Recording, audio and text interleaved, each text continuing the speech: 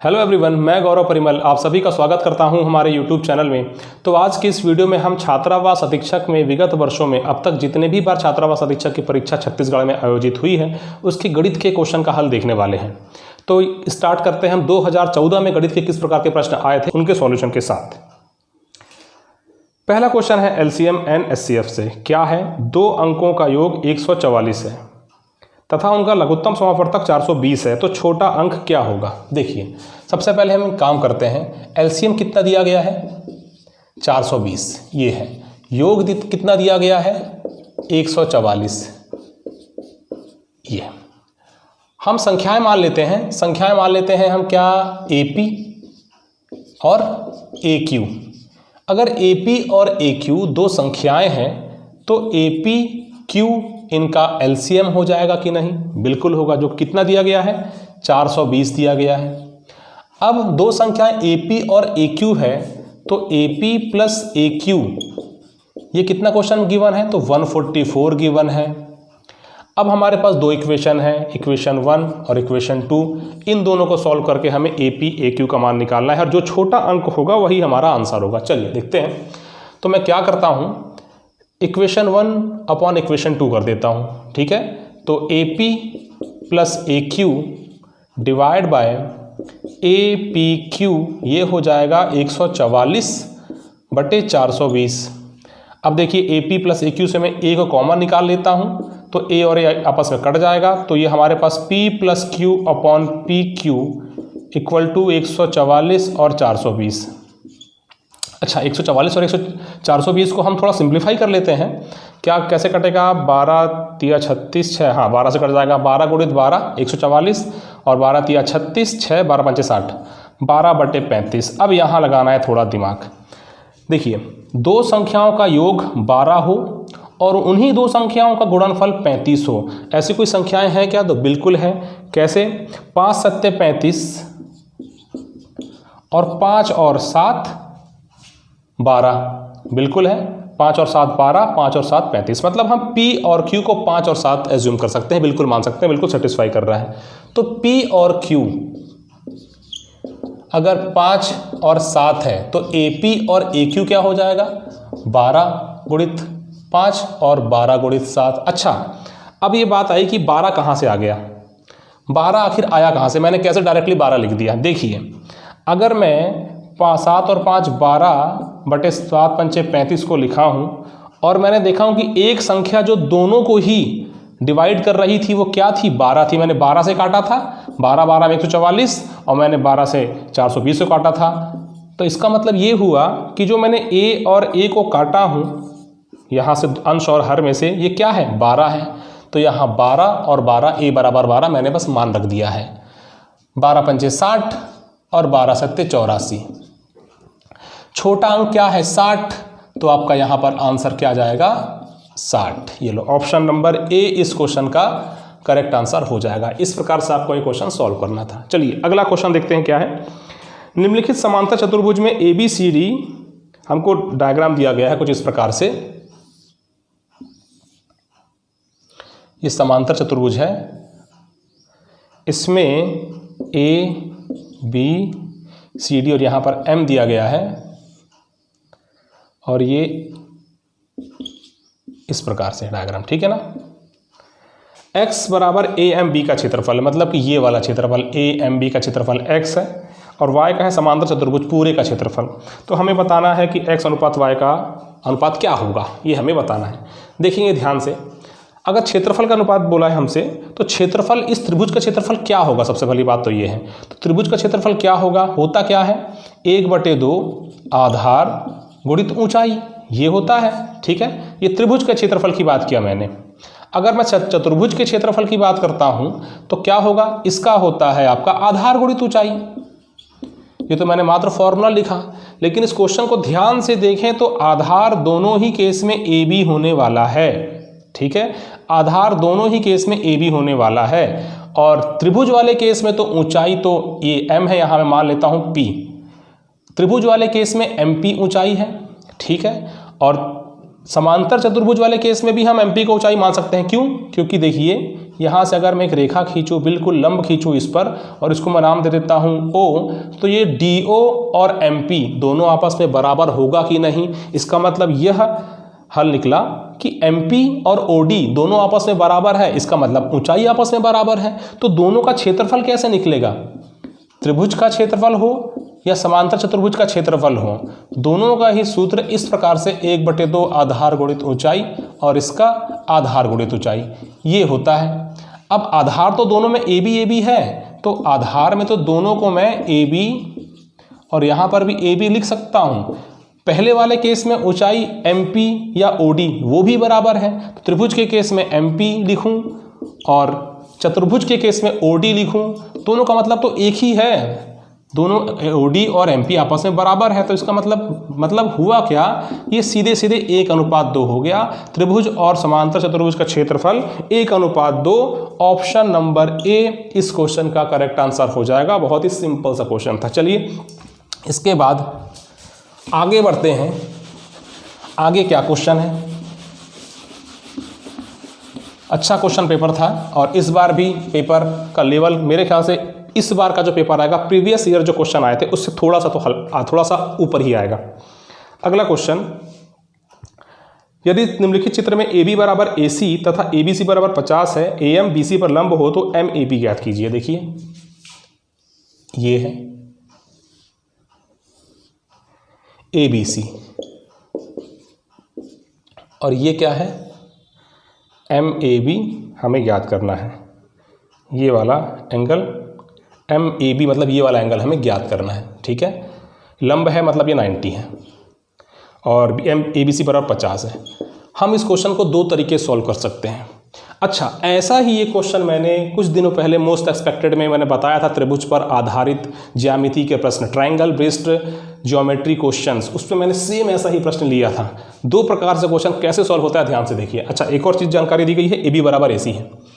AB बराबर AC है मतलब AB और AC आपस में क्या है, बराबर है। देखिए पहले तो पहला तरीका, मेथड नंबर 1, ये 90 है, ये 90 है, ये 50 है। 90 50 140, तो ये वाला एंगल कितना होगा, 40 होगा। आंसर, कुछ करना ही नहीं है। और एक और तरीका है, मैंने आपको बताया था कुछ दिन पहले ही बताया है, समद्विबाहु त्रिभुज में ये 2 भुजा जब बराबर होती है उस केस में ये जो लंब होता है यही माध्यिका भी होता है और कोण समद्विभाजक भी होता है। कोण समद्विभाजक भी होता है, ठीक है। अब देखिए ये 50 है, ये वाली भुजा के सामने वाला 50, इस भुजा के सामने वाला भी 50 होगा कि नहीं होगा, तो बिल्कुल होगा, ठीक। अब ये 50 ये 50, 50 50 100, तो ये पूरा का पूरा एंगल कितना हो गया, पूरा का पूरा एंगल 80 हो गया। तो मैंने कहा कि ये समद्विबाहु त्रिभुज है और ये क्या है, लंब है, यही माध्यिका भी होगी और यही कोण समद्विभाजक भी होगा। तो ये पूरा का पूरा 80 है, तो ये छोटा कोण भी 40, ये वाला कोण भी 40, दोनों को दोनों कोण कितना होगा, 40 एंगल का डिग्री का होगा। हमारा आंसर क्या आ गया, 40 डिग्री। ऐसे क्वेश्चन मैंने अपने मोस्ट एक्सपेक्टेड में शामिल किया था और भी क्वेश्चन है उसमें जो कि आपके लिए बहुत ही ज़्यादा लाभदायक सिद्ध होंगे। ऐसे क्वेश्चन जो मैंने ज्योमेट्री कराए हैं या फिर मैंने पूरा का पूरा कोर्स जो अवेलेबल है उसको आप अगर देखते हैं, पढ़ते हैं, तो पेपर में आपकी मैथ्स में पकड़ अच्छी बनेगी। कोर्स कौन सा है, तो ये कोर्स है मैथ्स एंड रीजनिंग का। अच्छा, ये कहाँ अवेलेबल है, तो ये है भूपेंद्र मिश्रा ऐप में, जिस ये यूट्यूब चैनल का जो नाम है भूपेंद्र मिश्रा, इसी नाम पर ऐप है Bhupendra Mishra. Maths and reasoning course 1499 का है, लेकिन अभी एक 30% का कूपन चल रहा है। 30% का जो कूपन है उसको अप्लाई कर दो तो प्राइस 30% कम होके 1049 में आ गिरेगा। कोर्स की वैलिडिटी है 1 साल। 1 साल में जितने भी व्यापम मुक्त के पेपर होते हैं सब में ये काम आएगा, ठीक है ना। अच्छा, इसके बाद हॉस्टल वार्डन की टेस्ट सीरीज है। आप प्रीवियस ईयर क्वेश्चन पेपर तो लगाओ, लेकिन आने वाले समय पे कैसे क्वेश्चन आ सकते हैं उसके बारे में भी तैयारी होना जरूरी है। तो हॉस्टल वार्डन की टेस्ट सीरीज जो है हमारे ऐप में अवेलेबल है। टोटल 10 टेस्ट हैं, पहला टेस्ट फ्री है, उसको बिल्कुल देना ही।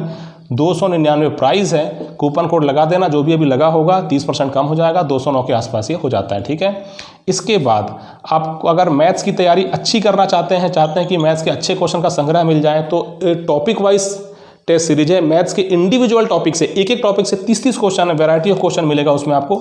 तो मैथ्स की टॉपिक वाइज सीरीज आपको टोटल 17 टेस्ट उसमें देखने मिलेंगे। प्राइस है 170 रुपीज़, उसमें भी 30% का डिस्काउंट लगा के प्राइस को कम कर सकते हैं। इसके अलावा इंग्लिश का भी कोर्स है जो ऐप में अवेलेबल है, और हाई लेवल की मैथ्स की टेस्ट सीरीज है। हाई लेवल की मैथ्स की टेस्ट सीरीज आपको मैथ्स के हाई लेवल के क्वेश्चन उसमें नजर आएंगे।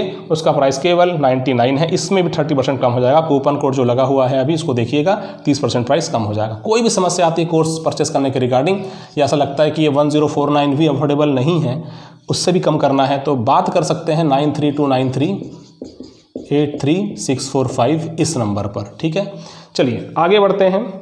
नेक्स्ट क्वेश्चन क्या है? बहुत ही शानदार क्वेश्चन है नेक्स्ट क्वेश्चन, साधारण ब्याज का एक बहुत ही अच्छा क्वेश्चन, और इसको बहुत ही अच्छे तरीके से समझना।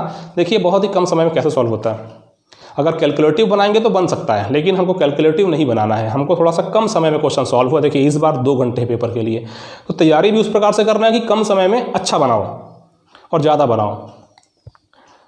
एक व्यक्ति 2 बैंकों ए तथा बी से 5% और 7% पर, मतलब कि 5% और 7% पर साधारण ब्याज की दर से 9,000 रुपये ऋण प्राप्त करता है। यदि 2 वर्ष में उसे पूरी राशि पर 954 रुपये का ब्याज चुकाना पड़ता है, तो प्रत्येक बैंक से प्राप्त किया गया ऋण क्या होगा? पहली बात तो ये है कि टोटल जो 9,000 रुपये है, टोटल है 9,000। एक में 2 बैंक टोटल राशि प्राप्त किया, 9,000 रुपये का ऋण लिया उसने। 2 बैंक से लिया है, एक ए एक बी, एक से 5% ब्याज पर, एक से 7% ब्याज पर। अगर टोटल करने पर उसको 2 साल में 954 रुपये का ब्याज चुकाना पड़ता है, तो ब्याज की राशि 954 है। ये 954 रुपये जो ब्याज की राशि है, एक्चुअल में ये 2 साल में है ना, एक्चुअल में ये 2 साल में है कि नहीं? तो अगर मैं इसमें रेट ऑफ इंटरेस्ट निकालना चाहता हूँ, तो सीधे सीधे मैं नॉर्मल जो फॉर्मूला होता है P × R × T divide by 100 ब्याज का फॉर्मूला लगा देता हूँ। 954 रुपये ब्याज मिला है, और P कितना है? 9,000 रुपये है। R क्या है हम निकालना चाहते हैं, R क्या है हम निकालना चाहते हैं, X मान लो। T 2 साल है और ये 100। तो हमने निकाला कि X का मान 954 डिवाइड बाय 90 × 2, 18 पंचे 90, 18 पंचे 90, 5 × 18 तिया 54। अब यहाँ से 5 दूनी 10, 53/10, मतलब कि ये हो गया 5.3%। 5.3% उसको ओवरऑल मिला है। अलग अलग तो 5 और 7% मिल रहा था, ओवरऑल 5.3% मिल रहा है। तो इसको मैं सीधे सीधे एलिगेशन से सॉल्व कर सकता हूँ क्या? तो बिल्कुल कर सकता हूँ। 9,000 का 5.3% लग करके ब्याज मिला 954 रुपये, लेकिन अलग अलग 5 और 7 था, एक साथ 5.3 है। तो एलिगेशन लगाओ, यहाँ जाएगा 0.3 और यहाँ जाएगा 0.7, 1.7। इसका रेशियो ले लो, पॉइंट से पॉइंट उड़ा, 17 और 3 20। टोटल रेशियो के तौर पे 20 रेशियो था राशि, और हमारे क्वेश्चन के अकॉर्डिंग 9,000 रुपये है, 9,000 रुपये है। 0 से 0 गया, 1 रेशियो बराबर 450। तो हम 17 रेशियो का मान निकाल देंगे तो ए वाला पता चल जाएगा, और 3 रेशियो का मान निकालेंगे तो बी वाला पता चल जाएगा। तो 17 × 45 ये जो भी आएगा, अच्छा यहाँ पर एक और आएगा 0, ठीक है ना। 17 × 450 ये हमको ए द्वारा बैंक से कितनी राशि मिली थी और बी द्वारा राशि कितनी मिली थी, तो 450 × 3, 3 × 750 निकालेंगे तो ये हमारा आंसर आ जाएगा ए और बी का। क्वेश्चन हो जाएगा सॉल्व। ठीक है, इसको इस प्रकार से क्वेश्चन सॉल्व कीजिए। 17 कम 17 पंचे क्या 85 का 5 ऐसे लाई 8, 17 चौके 68 और 8 76, 1 0 था। अच्छा यहाँ पर 45 40 120, 5 15, 120 और 15 135, 1350। तो 7650 रुपये ए से और 1350 बी से। तो ऑप्शन नंबर कौन सा है? बी। ऑप्शन नंबर बी इस क्वेश्चन का करेक्ट आंसर हो जाएगा। इस प्रकार से आपको ये क्वेश्चन सॉल्व करना था। अच्छा ये जो हमने किया, इतना भी करने की ज़रूरत नहीं थी, देखा जाए तो इतना भी करने की ज़रूरत नहीं थी। मैंने क्वेश्चन सॉल्व करते हुए आपने देखा होगा, मैंने इस प्रकार से लिखा था कि 954 रुपये पर जो ब्याज मिला है ये 2 साल का ब्याज है, ये 2 साल का ब्याज है। क्लियर है? तो 1 साल में ब्याज कितना होगा? 2 चौके 8, 1 2 सत्ते 14, 1 2 सत्ते 14, 477 रुपीज़ 1 साल का ब्याज है। और ये किस पर मिला है हमें, 9,000 रुपये पर, 9,000 रुपये पर। तो डायरेक्टली चाहे तो आप इस प्रकार से भी आप काट पीट के रेट ऑफ इंटरेस्ट 5.3% निकाल सकते थे। ठीक है, चलिए अब ये तो हुआ साधारण ब्याज का क्वेश्चन। अब नेक्स्ट क्वेश्चन देखते हैं क्या है। नेक्स्ट क्वेश्चन है आपका मेंसुरेशन से। मेंसुरेशन से क्या क्वेश्चन है, कैसे सॉल्व करना है, चलिए इसको देखते हैं। ये तो हुआ साधारण ब्याज का एक सिंपल सा क्वेश्चन। ऐसे इस मेथड से हम बहुत सारे क्वेश्चन सॉल्व कर सकते हैं। 5 मीटर लंबे, 4 मीटर चौड़े और 3 मीटर ऊंचे कमरे की दीवारों की पुताई का खर्च 5 रुपये प्रति वर्ग मीटर से के हिसाब से कितना होगा। देखिए चारों दीवारों का क्षेत्रफल, चारों दीवारों का क्षेत्रफल होता है 2L + B × H, ये होता है। तो 2L कितना है 5 मीटर, B कितना है 4 मीटर, H कितना है 3 मीटर। 5 4 9, 9 दूनी 18, तिया 54। ये लो, अब खर्च है 5 रुपये प्रति वर्ग मीटर, तो 5 रुपये प्रति वर्ग मीटर 5 से मल्टीप्लाई कर दो, 5 के 20 का 0 से लाई दो, 5 5 25 और 2 27, 270 रुपये खर्चा आएगा। ऑप्शन नंबर क्या दिख रहा है, सी इस क्वेश्चन का करेक्ट आंसर हो जाएगा। ठीक है, किसी पार्टी में लड़कों एवं लड़कियों का अनुपात 5:3 है। यदि पार्टी से 10 लड़के चले जाते हैं तो लड़के और लड़कियों का अनुपात 1:1 रह जाता है। पार्टी में कुल कितने व्यक्ति थे। देखिए पहले कितने थे, 5:3, तो मान लेते हैं 5:3x। 10 लड़के चले गए, लड़के गए हैं, तो कितना होता है 1:1। तो देखिए इसको सिंपल तरीके से ही सॉल्व कीजिए, ज़्यादा इसमें कुछ और अलग कॉम्प्लिकेट मत कीजिए। 1/1, ठीक है, 10 लड़के चले गए तो 1:1 रह गया। तो 5x - 10 = 3x, तो ये हो जाएगा 5x - 3x 2x, और यहाँ 10, 2 पंचे 10, x = 5। तो लड़के कितने थे, कुल कितने व्यक्ति थे, 5x और 3x 8x, 8x कुल व्यक्ति थे। 8 × 5, तो 8 पंचे 40 व्यक्ति थे। ऑप्शन नंबर बी इस क्वेश्चन का करेक्ट आंसर हो जाएगा। अगला, किसी मेस में 40 विद्यार्थी हैं। यदि विद्यार्थियों की संख्या में 10 की वृद्धि होती है तो कुल मासिक व्यय में 2000 रुपये की वृद्धि होती है तथा प्रति विद्यार्थी का मासिक औसत व्यय 200 रुपये से कम हो जाता है। तो पहले मेस में कुल कितना मासिक व्यय होता था। देखिए किसी मेस में 40 विद्यार्थी हैं, 40 विद्यार्थी पहले। यदि विद्यार्थियों की संख्या में 10 की वृद्धि होती है, अब हो गए 10 अधिक मतलब 50, तो कुल मासिक व्यय में 2000 रुपये की वृद्धि होती है तथा प्रति व्यक्ति विद्यार्थी का औसत मासिक व्यय 200 रुपये कम हो जाता है। तो मान लो पहले x रुपये होता था, मासिक औसत व्यय x रुपये होता था, तो अब हो जाता है ये 200 रुपये कम, मतलब कि x - 200। कुल मासिक व्यय में 2000 रुपये की वृद्धि हो जाती है। अच्छा देखिए, ये तो औसत है और ये टोटल संख्या है। अगर मैं टोटल मासिक व्यय निकालना चाहता हूँ तो ये कितना निकलेगा, 40x निकलेगा। इसका मासिक व्यय निकालना चाहता हूँ तो ये कितना हो निकलेगा, 50 × x - 200 निकलेगा। यही होगा। पहले मेस में कुल कितना मासिक व्यय होता था। पहले का खर्च टोटल 40x था, अभी का खर्च कितना हो गया है 50x - 200, औसत कम हो गया है। ठीक है, औसत 200 रुपये कम हो गया है 10 लोग के बढ़ जाने के कारण। तो इसमें क्या है 2000 रुपये की वृद्धि होती है, मतलब कि इसमें अगर मैं 2000 रुपये जोड़ूंगा तब जाकर कितना मुझे मिलेगा। चलो सॉल्व कर लो। 40x + 2000 = 50x - 5 दूनी 10 और ये 3 0। अब ये 50x - 40x = -10,000 प्लस -2000।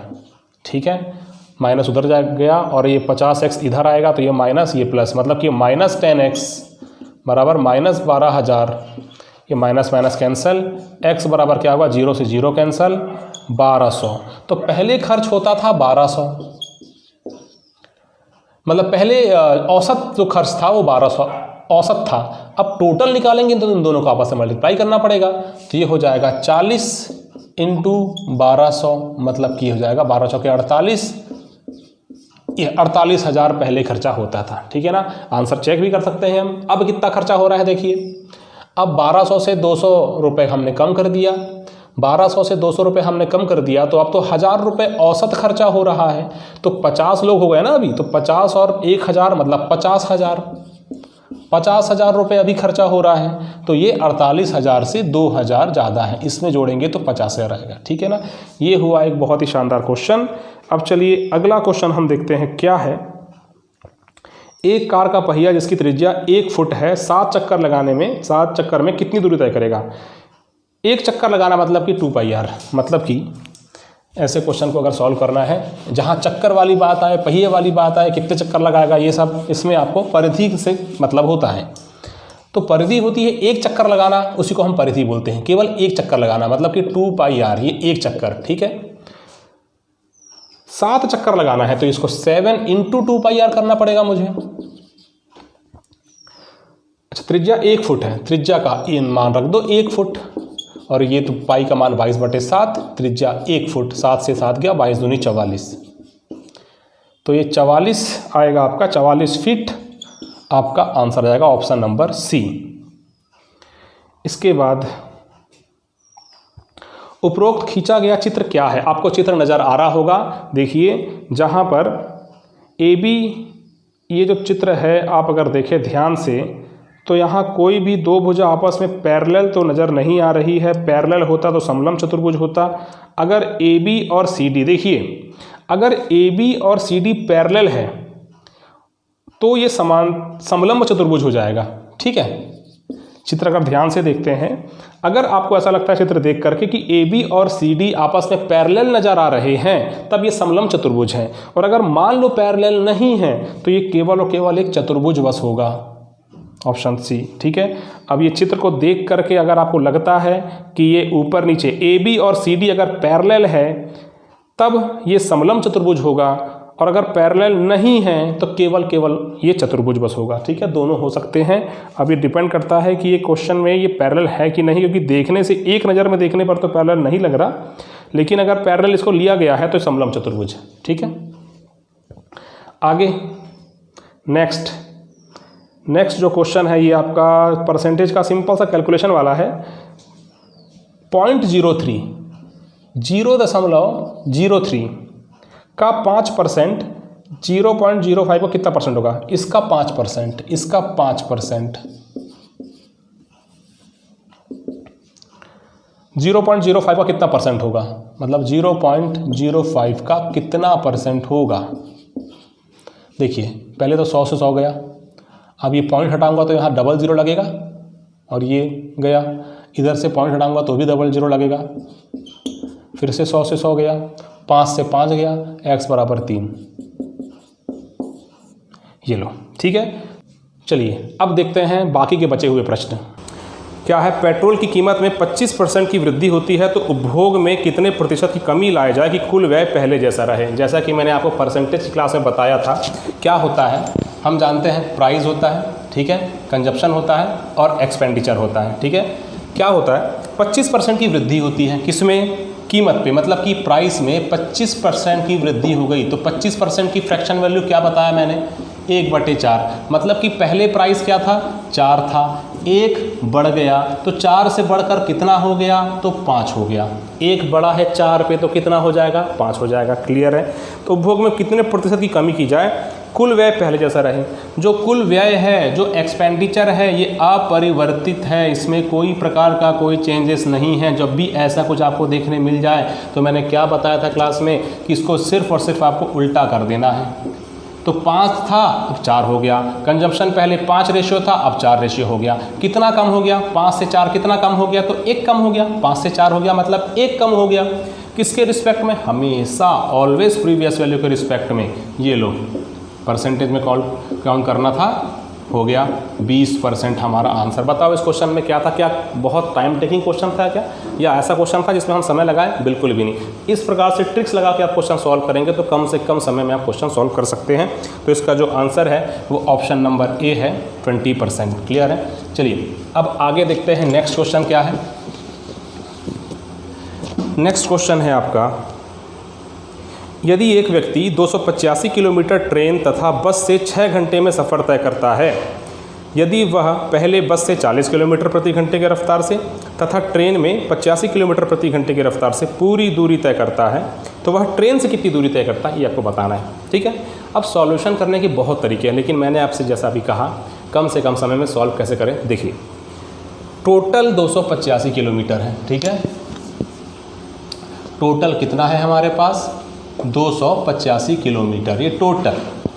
और इस टोटल डिस्टेंस को, जो कुल दूरी को 285 किलोमीटर को, चाहे ट्रेन से हो या बस से हो, टोटली कितने घंटे लग रहे हैं, 6 घंटे लग रहे हैं।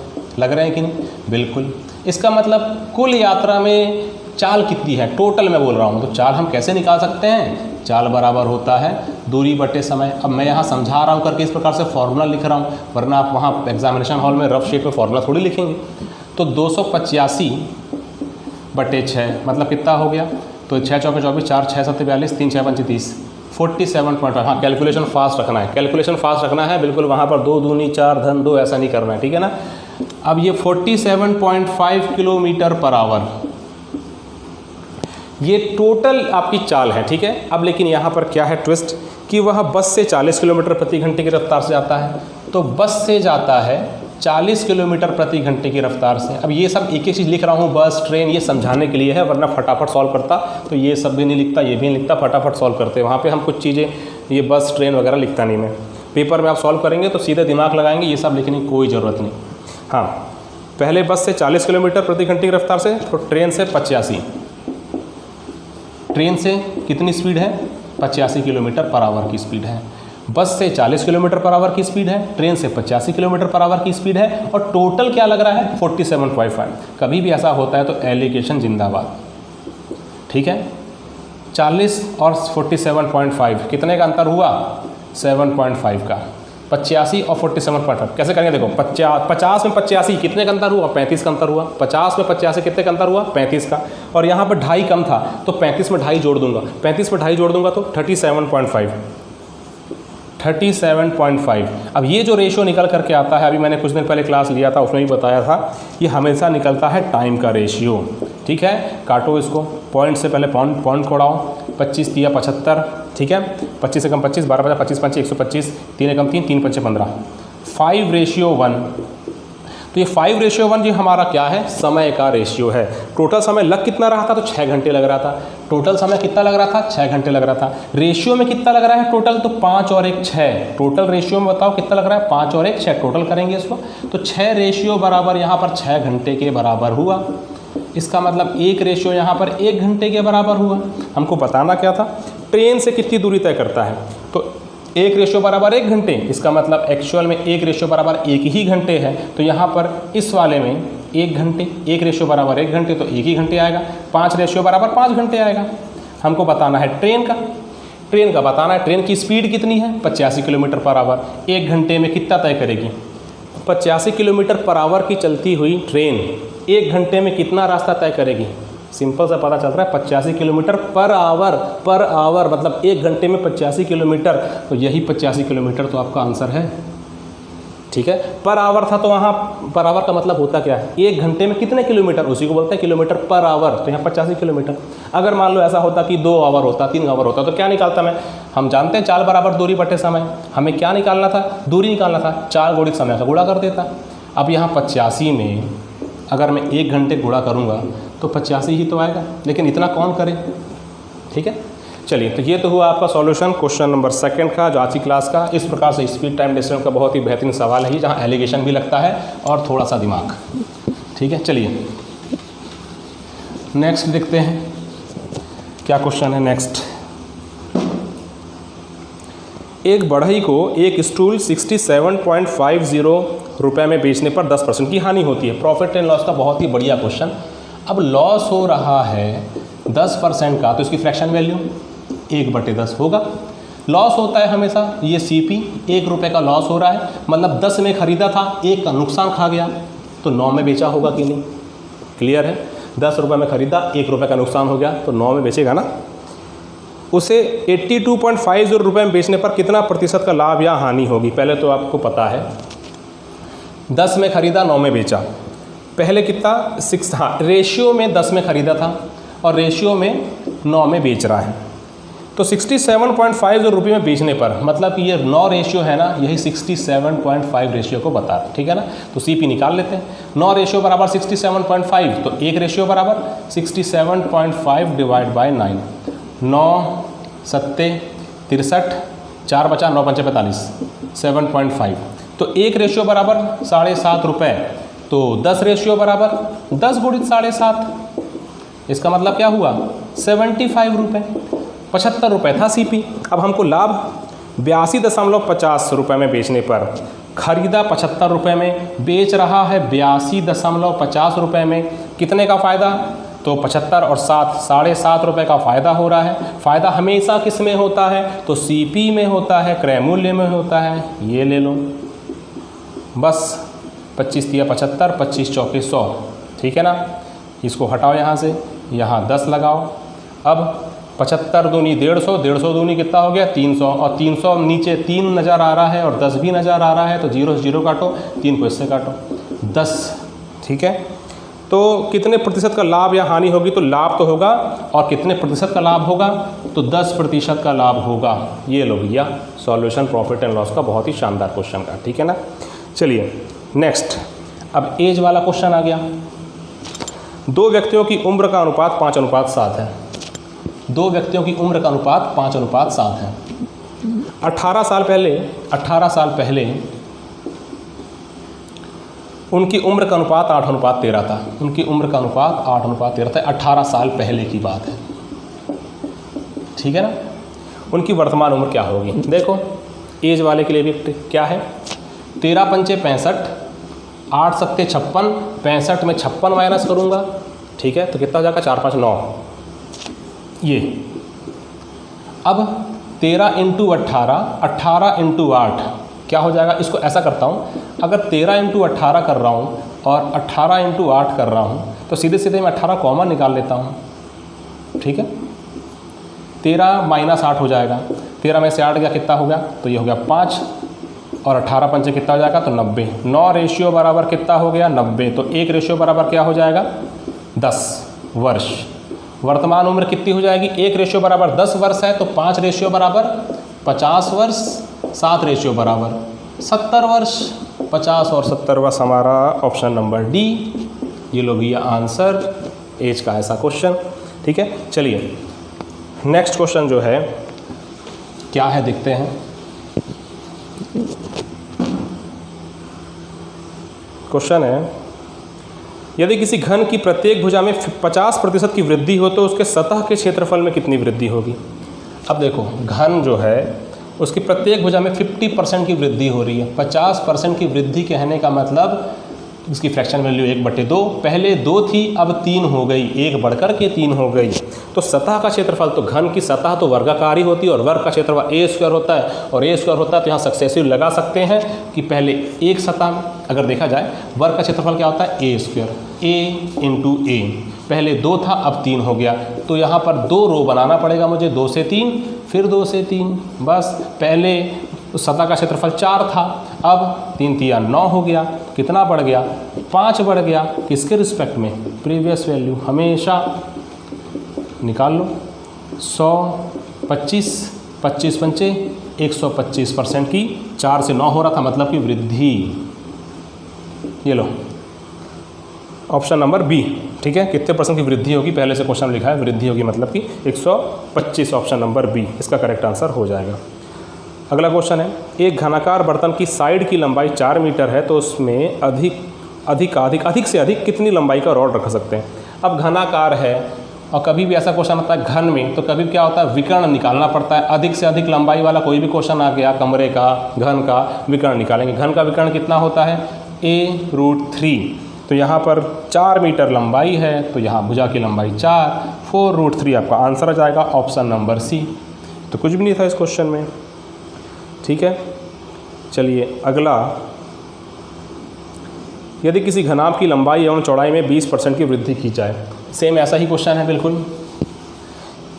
घनाभ की लंबाई एवं चौड़ाई में 20%। अब 20% का मतलब क्या होता है 1/5, मतलब कि जो लंबाई है ये पहले 5 थी, 1 बढ़ करके 6 हो गई, 5 से 6 हो गई। चौड़ाई भी सेम टू सेम वैसे ही है, पहले 5 थी, 5 से बढ़ के 6 हो गई, एक बढ़ी तो ऊंचाई में 15% की कमी हो जाती है। अब 15% की फ्रैक्शन वैल्यू होती है 3/20, मतलब पहले था 20 और कम होकर के 3 कम हो जाना, मतलब कि 20 से कम होना 3, मतलब 17 हो जाना। तो ये क्या है, ऊंचाई है। ठीक है, बस अब कैसे सॉल्व करते हैं इसको हम, यहाँ से काटो, 2 तिया 6, एक अलग अलग ना, 2 तिया 6, 2 धाम 20, 2 तिया 6, 2 पंचे 10, ठीक है, 5 पंचे 25 पंचे 125, 3 तिया 9, 17 नहीं है, 17 धाम 70, 17 कम करूँगा 153, कितना बढ़ गया, तो 25 और 3 28, ठीक है, डिवाइड बाय 125 निकाल लो, 25 चौके 25 पंचे, 28 चौके 28 दूनी 56, 56 दूनी 112, 112/5, 112/5, इसका मतलब 5 दूनी 10, 1 5 दूनी 10, फिर 5 चौके 20, 22.4 और बढ़ेगा मतलब कि वृद्धि, तो कितने % परिवर्तन होगा, तो 22.4 आपके ऑप्शन में ही नहीं है, इसका ऑप्शन आएगा उपरोक्त में से कोई नहीं, मतलब कि ऑप्शन डी इस क्वेश्चन का आंसर हो जाएगा। अब एक क्वेश्चन थ्योरी वाला है, एक सरल रेखा एक वक्र को काटती है, तो ऑप्शन यहाँ ABCD 3 दिया गया है, तो यहाँ पर जो ऑप्शन आएगा ये है आपका ऑप्शन नंबर डी। ठीक है, इसके बाद नेक्स्ट क्वेश्चन देखते हैं, यदि एक वृत्त की त्रिज्या 1 सेंटीमीटर बढ़ा दी जाए, यदि एक वृत्त की त्रिज्या 1 सेंटीमीटर बढ़ा दी जाए तो वृत्त की नई परिधि तथा नए व्यास का अनुपात क्या होगा, तो देख लेते हैं क्या है। पहले त्रिज्या थी r, अब 1 सेंटीमीटर बढ़ा दी गई तो r+1 हो गई, ठीक है, और परिधि, ये तो त्रिज्या अब हो गई है r+1, पहले थी r, परिधि होती है 2πr, लेकिन एक बढ़ने के बाद 2πr+1 हो जाएगी, क्लियर है। तो नई परिधि तथा नए व्यास का अनुपात, नई परिधि क्या हो जाएगी 2πr+1 और व्यास क्या हो जाएगा, त्रिज्या का दुगना 2r+1, r+1 गया, 2 से 2 गया, पाई अनुपात क्या 1। ऑप्शन नंबर ए इस क्वेश्चन का करेक्ट आंसर हो जाएगा, क्लियर है। चलिए एक क्वेश्चन और, 3 पहिए 1 मिनट में 20, 30, 40 चक्कर लगाते हैं, तो पहला पहिया लगाता है 20 चक्कर, दूसरा पहिया 30 चक्कर और तीसरा है 40 चक्कर। तो हमको निकालना है एक चक्कर कितने देर में लगाता है, तो 1 मिनट है मतलब कि 60 मिनट में, ठीक है ना, सभी का दिया गया है 60 मिनट। जब 60 मिनट में 20 चक्कर, मतलब कि 20 चक्कर लगाने के लिए 60 मिनट लेता है, तो एक चक्कर लगाने के लिए 60/20 मिनट लेगा, ठीक है। यहाँ पर 60/30 और यहाँ पर 60/40, तो 60/20, 20 दिया 60, 30 दूनी 60 और यहाँ पर 2 दूनी 2 दिया। कभी भी ऐसे क्वेश्चन होते हैं कि पुनः घंटियाँ एक साथ कितने बजे बजेगी, कब बजेगी, कितने देर बाद बजेगी, यातायात सिग्नल में तीनों बत्तियाँ एक साथ कब जलेगी, या ऐसा क्वेश्चन पुनः उसी स्थान पर कितने देर में आएगी, तो क्या करना पड़ता है, LCM ऐसे बताया, हमेशा लघुत्तम समापवर्तक निकालना पड़ता है। तो 3, 2 और 3/2, इसका मुझे निकालना है क्या, LCM। कभी भी ऐसा आ जाता है अंश हर वाला, तो अंश का हमेशा क्या निकालता है, LCM निकालता है। तो यहाँ अंश का LCM निकाल दो, 3 और 2 का LCM क्या आएगा, तो 6 आएगा, और हर क्या निकलता है, SCF निकलता है। तो 1, 1, 2 का SCF क्या आ जाएगा, 1 आ जाएगा। तो 6/1 का मतलब क्या होगा, 6 ही होगा, 6 सेकेंड। ऑप्शन नंबर सी इस क्वेश्चन का करेक्ट आंसर हो जाएगा। क्लास में 2016 के जो मैथ्स के क्वेश्चन थे उनका सॉल्यूशन प्रारंभ करते हैं। चलिए पहला क्वेश्चन क्या है, एक दुकानदार एक किताब के छपे हुए दाम पर 10% छूट देने के उपरांत उसको बेचने के बाद 12% लाभ कमाता है, तो किताब के क्रय मूल्य एवं छपे हुए मूल्य का अनुपात क्या होगा। ये जो क्वेश्चन है 2 तरीके से बन सकता है, एक तो फॉर्मूला और दूसरा हमारा जो शॉर्ट ट्रिक कहलाता है, ठीक है। शॉर्ट ट्रिक नहीं है, वो भी एक बेसिक ही मेथड है। क्या है, तो पहले हम देखते हैं फॉर्मूला मेथड। फॉर्मूला मेथड क्या कहता है, जैसा कि मैंने क्लास में बताया है MP/CP। अब कंफ्यूजन क्या होता है, फॉर्मूले में ऊपर क्या आएगा नीचे क्या आएगा। ध्यान रखिए, फॉर्मूले हम याद तो करके जाते हैं लेकिन पेपर में भूलने का खतरा बने रहता है, इसलिए इसके अलावा दूसरा मेथड बताऊंगा, उसको भी ध्यान से देखिएगा। अब इस फॉर्मूले में यहाँ MP है, कभी भी हम याद रखिए MP मतलब मार्क प्राइस, अंकित मूल्य। कोई भी डिस्काउंट दिया जाता है वो अंकित मूल्य पर दिया जाता है।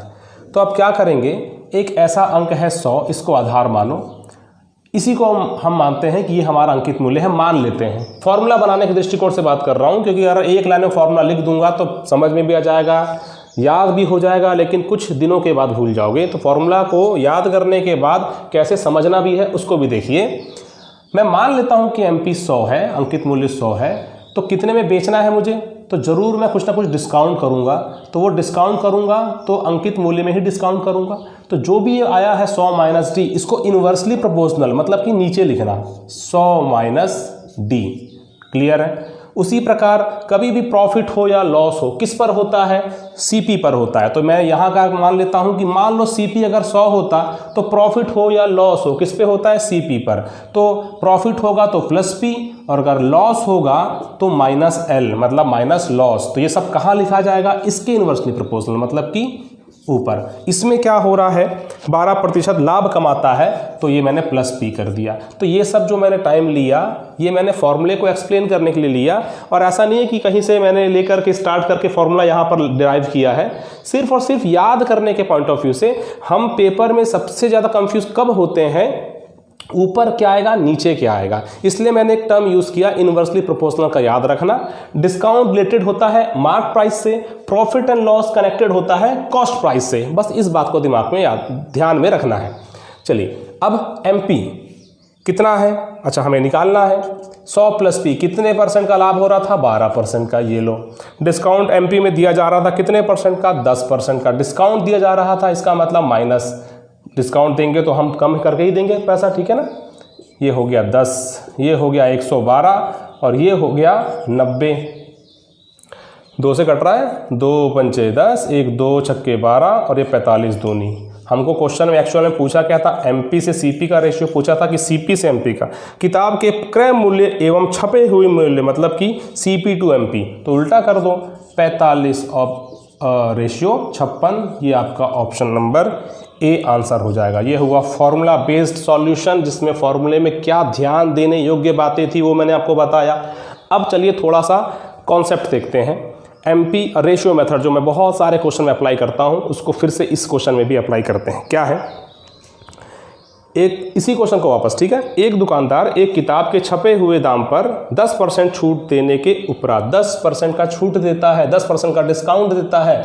इसका मतलब क्या हुआ, MP में अगर हम डिस्काउंट देंगे, अगर मैंने 100 रुपये का कोई एक मार्क प्राइस है, किसी भी सामान पर 100 रुपये का अंकित मूल्य छपा हुआ है, और उसमें मैं 10% का डिस्काउंट दे रहा हूँ, मतलब कितने में बेच रहा हूँ, तो 90 में बेच रहा हूँ। 100 रुपये छपा हुआ है, अंकित मूल्य है, 10% की छूट दे रहा हूँ, डिस्काउंट दे रहा हूँ, तो कितने में बेच रहा हूँ, 90 में बेच रहा हूँ। बेच रहा हूँ मतलब कि सेलिंग प्राइस, विक्रय मूल्य। तो ये जो अपना सेलिंग प्राइस होगा ये हो जाएगा 90, और जो हमने देखा था उस आर्टिकल में, उस प्रोडक्ट में छपा है कितना, 100, ये होगा उसका अंकित मूल्य, मार्क प्राइस। क्लियर है। तो MP और SP का रेशियो यहाँ पर हम निकाल लेते हैं 100 रेशियो 90, थोड़ा सा सिंप्लीफाई कर लेते हैं 10 रेशियो 9। क्लियर है। तो MP और SP का रेशियो हमने सिंप्लीफाई करके क्या पाया, 10 रेशियो 9। ठीक है, चलिए आगे बढ़ते हैं।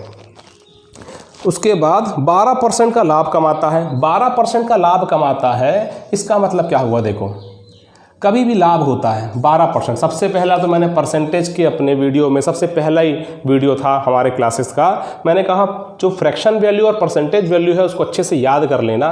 कभी भी पूरे मैथ्स में आपको बहुत ज़्यादा हेल्पफुल जो साबित होने वाला है, जो एक याद करने वाला रटा हुआ चीज़, वो है फ्रैक्शन वैल्यू और परसेंटेज वैल्यू। ठीक है, तो ये होता है 3/25।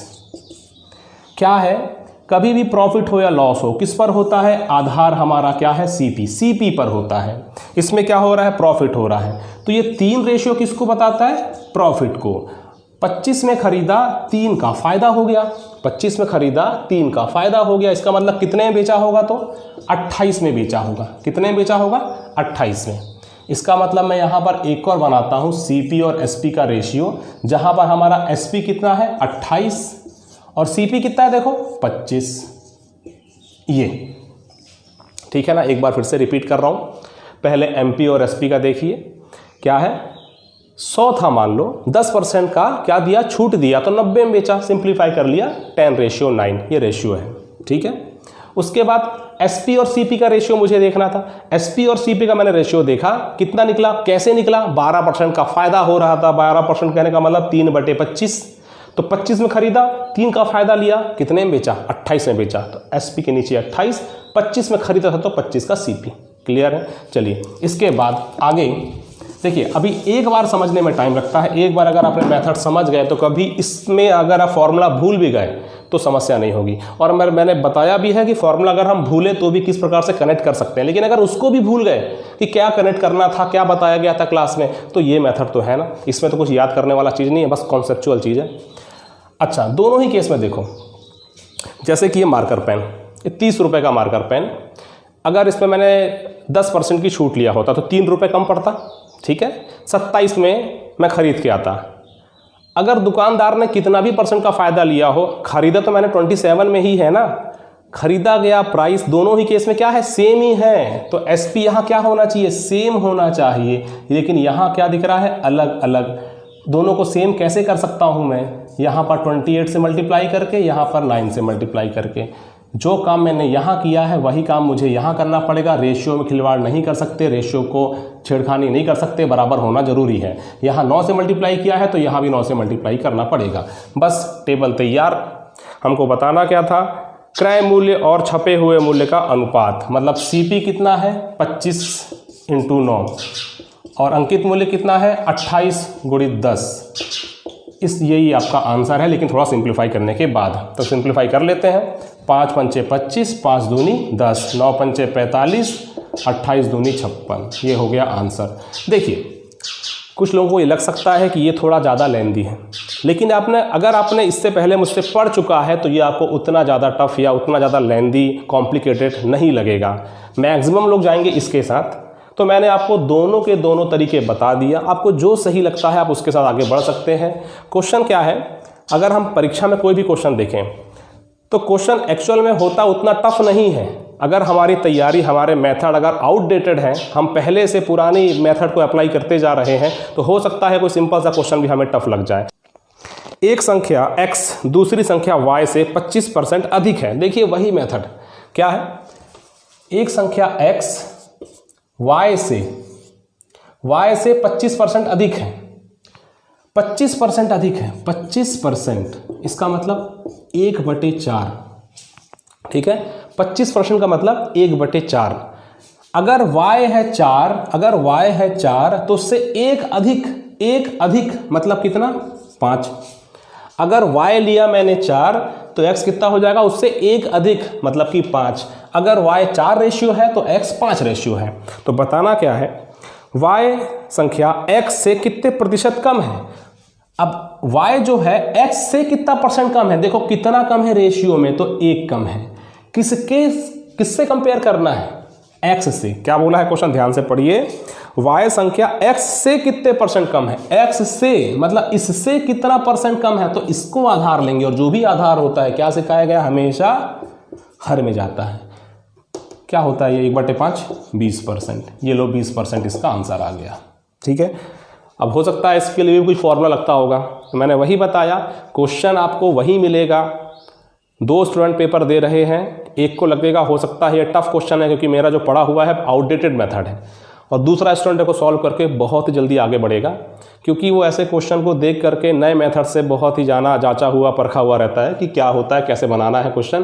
तो एग्जामिनेशन हॉल में बस ये ध्यान रखेंगे कि आपको समय कम देना है। ठीक है, 25 क्वेश्चन का अगर रहेगा हॉस्टल वार्डन में तो 2 घंटा है इस बार, ये भी याद रखेंगे। नेक्स्ट, 5 लगातार सम संख्याओं का औसत 16 है। देखो अगर लगातार सम संख्या बोल दी गई, ना तो सम बोला ना तो विषम बोला, लगातार सम संख्या बोल दी गई, तो देखना है 5 लगातार है मतलब एक विषम संख्या। मतलब मैंने ये नहीं कहा कि लगातार 5 सम संख्याओं का औसत है, लगातार 5 विषम संख्याओं का औसत है। अगर 5 लगातार मतलब कि डायरेक्ट एक के बाद एक, कोई सम विषम वाला कोई वहां पर ऐसा बाउंडेशन नहीं है, उनका औसत 16 है। अब मैंने यहाँ एक वर्ड बोला था कुछ देर पहले कि 5 विषम संख्या है। ठीक है, 5 विषम संख्या, इसको बोलने का मतलब क्या है, जो भी एवरेज आएगा वो यहाँ पर हमें बीच में एज्यूम कर लेना है। 5 है ना, तो बिल्कुल बीचों बीच आएगा, और इसके पहले 2 संख्या, इसके बाद 2 संख्या। क्लियर है? इसके पहले 2 संख्या, इसके बाद 2 संख्या, टोटल कितनी संख्या? तो 5 संख्या। चूंकि 5 एक विषम है तो बिल्कुल बीचों बीच हम रख सकते हैं। ठीक है, अब ये लगातार संख्या है, इसमें सबसे बड़ी संख्या क्या होगी? अगर ये 16 है तो 17, 18, ये संख्या 18 हो जाएगी आंसर। बस। आगे, किसी जार में लाल, सफ़ेद और नीले रैपर वाले टॉफ़ी रखे थे। अगला क्वेश्चन देखते हैं। किसी जार में लाल, सफ़ेद और नीले रैपर वाले टॉफ़ी रखे थे। लाल रैपर की संख्या सफ़ेद रैपर की 4/5। सफ़ेद रैपर की, तो W बराबर लाल रैपर की संख्या, मतलब कि रेड रैपर की संख्या सफ़ेद रैपर की 4/5, इसकी 4/5। तो इसको मैं नीचे ला लेता हूँ, थोड़ा सा एक रेशियो जमाते जम जाएगा। मैं एग्जाम क्वेश्चन में रेशियो सॉल्व करता हूँ, इजी पड़ता है। ठीक है, और सफ़ेद रैपर की संख्या नीले रेपर की संख्या से, मतलब ब्लू की 3/4 है। ब्लू की 3/4 है, तो ब्लू मतलब कि यहाँ नीचे ला लो, और ये रेशियो बन गया 3/4। कुल 470। क्या बचा क्वेश्चन में? कुछ नहीं। चलो, R रेड, वाइट और ये ब्लू। R और W का रेशियो कितना है? 4/5। 4/5। W और B का रेशियो 3/4। 3/4। ऐसा अलग अलग रेशियो होता है, तो अनुपात समानुपात में क्या बताया गया है? ज़्यादा कुछ नहीं सोचना, इसको बोलो तुम आगे बढ़ो, इसको बोलो तुम आगे बढ़ो। जो लास्ट में होगा वो एक सीट खिसक जाएगा, जो इधर होगा वो एक सीट पहले आ जाएगा। आपस में मल्टीप्लाई कर दो, तीनों का रेशियो मिल जाएगा। 4 तिया 12, 5 तिया 15 और 5 चौके 20। और कुछ सिंप्लीफाई तो हो नहीं सकता। यदि कुल 470 रैपर हैं कुल, तो 15 12 27 और 20 मतलब कि 47। ये देखो कितना वैसा ही क्वेश्चन मिलेगा, बिल्कुल अंक मिलते जुलते हैं। कुल 470 रैपर हैं, एक रेशियो बराबर कितना आ गया? 10। तो नीले रैपर कितने हैं? नीले रैपर नीला ब्लू 20, एक रेशियो बराबर 10, 20 रेशियो बराबर 20 × 10 मतलब कि 200। कमेंट करके बताइएगा आपको जो सॉल्यूशन मैं बता रहा हूँ ये इसके मेथड कैसे लग रहे हैं, क्या ये कुछ नए मेथड हैं? अगर लगता है कि कुछ सीखने लायक बात यहाँ बताई गई है तो बिल्कुल लाइक कीजिएगा और चैनल को सब्सक्राइब कीजिएगा जो पहली बार वीडियो देख रहे हैं। ठीक है, नेक्स्ट अगला क्वेश्चन जो मैंने पिछले क्लास में ही बताया था, और ऐसे क्वेश्चन व्यापम के फेवरेट क्वेश्चन है। ट्रेंडिंग क्वेश्चन बोलना चाहिए ऐसे क्वेश्चन को, व्यापम के हर एग्जाम में देखने मिलता ही है। यदि कॉफ़ी के दाम में 10% का इजाफा हो जाता है, दाम मतलब प्राइस 10% का इजाफा हो गया, 10% मतलब 1/10। पहले 10 था, अब 1 बढ़ गया तो 11 हो गया। तो किसी गृहिणी को कितने प्रतिशत अपना खर्च कम करना होगा कि उसको कोई अतिरिक्त खर्च ना करना पड़े, मतलब व्यय समान।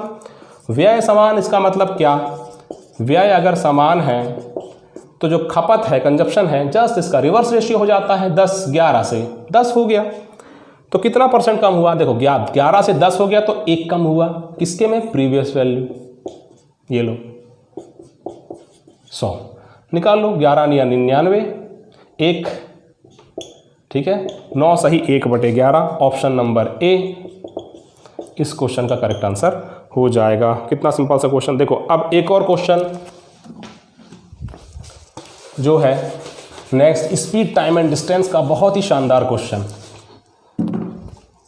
एक ट्रेन किसी यात्रा को बिना रुके 8 घंटे में पूरी करती है। यदि ट्रेन की गति 5 किलोमीटर प्रति घंटा ज़्यादा होती तो ट्रेन उस यात्रा को 6 घंटे 40 मिनट में पूर्ण कर लेती। तो अब ट्रेन की प्रारंभिक गति क्या रही होगी? इस क्वेश्चन को भी हम कैसे बनाएंगे? तो शॉर्ट ट्रिक से बनाएंगे। देखिए वो तरीका क्या है इस क्वेश्चन का, जो पेपर में इसी क्वेश्चन को अगर हम बिना कोई शॉर्ट ट्रिक के देखे जाएं और बेसिक से भी जाएं तो भी बनेगा, लेकिन थोड़ा लंबा हो सकता है। अब समय कैसे बचाना है देखिए, हम लेते हैं टाइम का रेशियो। फिर से रेशियो मेथड बिल्कुल काम करेगा। बिना रुके 8 घंटे में पूरी करती है, ठीक है, बिना रुके 8 घंटे में पूरी करती है। और यदि वो 5 किलोमीटर प्रति घंटा ज़्यादा स्पीड होती उस ट्रेन की तो वो 6 घंटे 40 मिनट में पूर्ण करती। 6 घंटे 40 मिनट। अब यहाँ बात नहीं बनेगी। क्यों नहीं बनेगी? यहाँ तो घंटे में था, यहाँ घंटे और मिनट में था। तो क्या किया जाए, इसको सबसे पहले सिंप्लीफाई कर लेते हैं, सबको मिनट में कन्वर्ट कर लेते हैं। तो 8 घंटे 1 घंटे बराबर होता है 60 मिनट। तो 8 घंटे बराबर 8 गुणित 60 मिनट मतलब 480 मिनट। तो ये हो गया 480 मिनट। उसी प्रकार ये 1 घंटे बराबर 60 मिनट, तो 6 घंटे बराबर 6 गुणित 60 मतलब कि 360 और प्लस 40 मिनट और हैं, प्लस 40 मिनट और हैं, तो कितना हो गया 400 मिनट। तो ये कितना हो गया 400 मिनट। चलो अब इसका रेशियो निकाल सकते हैं आराम से। 0 से 0 गया, 4 8 पंचे 40, 8 छक्के 48। तो यहाँ टाइम का जो रेशियो है 6:5 हो गया। ठीक है, दोनों ही केस में देखो, दोनों ही केस में कहीं पर भी दूरी में कोई परिवर्तन नहीं है। जहाँ डिस्टेंस इक्वल होता है, जहाँ दूरी समान होती है, वहाँ क्या है, इसका जो रेशियो है जस्ट उल्टा हो जाएगा, 5 से 6 हो जाएगा। दूरी समान, अगर मैं यहाँ से जाता हूँ बस स्टैंड, ठीक है, जो कि 3 किलोमीटर दूर है, अगर मैं स्लो जाऊं या कितने भी फास्ट जाऊं, लेकिन दूरी तो उतनी ही रहेगी। ऐसा थोड़ी है कि अगर मैं स्लो जा रहा हूं तो वो और मेरे पास आ जाएगा बस स्टैंड, अगर मैं थोड़ा सा तेज चला रहा हूं तो और दूर निकल जाएगा आगे। कभी भी एक डेस्टिनेशन पॉइंट अगर हम दूसरे पॉइंट से कंपेयर करते हैं, दूरी उतनी ही रहती है, और जब दूरी बराबर होती है तो अब यहाँ पर टाइम और स्पीड का जो रेशियो होता है वो इन्वर्सली प्रोपोर्शनल हो जाता है, मतलब उल्टा हो जाता है। इसका जो रेशियो है 6 से 5 है, तो 5 से 6 हो जाएगा। जैसा कि मैंने कुछ देर पहले आपको आय व्यय वाला जो क्वेश्चन था, प्राइस कंजप्शन और व्यय वाला जो क्वेश्चन बताया था, सेम टू सेम वैसा ही। वहाँ व्यय अपरिवर्तित, यहाँ दूरी अपरिवर्तित, दूरी समान, तो टाइम का जो रेशियो है जस्ट उसको उल्टा कर देना है, स्पीड का रेशियो मिल जाएगा। अब इस रेशियो के हिसाब से स्पीड जो है कितनी हो रही है, 5 किलोमीटर ज़्यादा होती स्पीड। यहाँ पर तो फिलहाल केवल एक रेशियो ही ज़्यादा हो रही है, लेकिन क्वेश्चन के हिसाब से वो 5 किलोमीटर प्रति घंटा ज़्यादा होती, तो एक रेशियो ही तो यहाँ 5 किलोमीटर प्रति घंटा को डिनोट कर रहा है।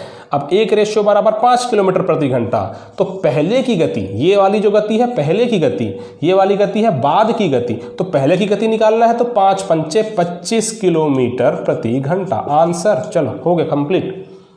बाद की गति पूछता तो बाद की गति 6 पंचे 30 किलोमीटर प्रति घंटा, और देखो 25 से 5 किलोमीटर प्रति घंटा स्पीड बढ़ाया तो वो क्या जल्दी पहुंच रहा था। ठीक है, 6 घंटे 40 मिनट में ही पूर्ण कर रहा था। स्पीड ज़्यादा तेज होगी तो हम ज़्यादा जल्दी पहुंचेंगे, कॉमन सेंस था इसमें। ठीक है, और ये था आपका शॉर्ट ट्रिक। ठीक है, चलिए आगे नेक्स्ट क्वेश्चन एक आकृति वाला क्वेश्चन है, सिंपल सा क्वेश्चन है, कोई बहुत बड़ा उसमें कुछ है नहीं, सिंपल सा क्वेश्चन। ये है आपकी आकृति, नहीं ऐसा नहीं है, ऐसा है कुछ। ये है 54, ये है 43 और ये है 38। हमको निकालना है x का मान। ठीक है, तो देखो इसको आप कुछ मान लो, ये x है तो ये इसको सबसे पहले तो बराबर करो। ये x मान लिया तो y नहीं मान सकते, x y a भी कर लेता हूँ। ठीक है, अब मुझे निकालना है x का मान। तो यहाँ से देखो ये तो त्रिभुज के तीनों कोण होगा, ये पूरा मिल के, ये पूरा मिल के, तो 54 प्लस 43, ठीक है, प्लस a, ये पूरा एंगल कितना है 43 प्लस a, ये पूरा एंगल कितना है 38 प्लस b, ये मिल करके कितना होगा तो ये हो जाएगा 180। ठीक है ना, मिल करके होगा 180।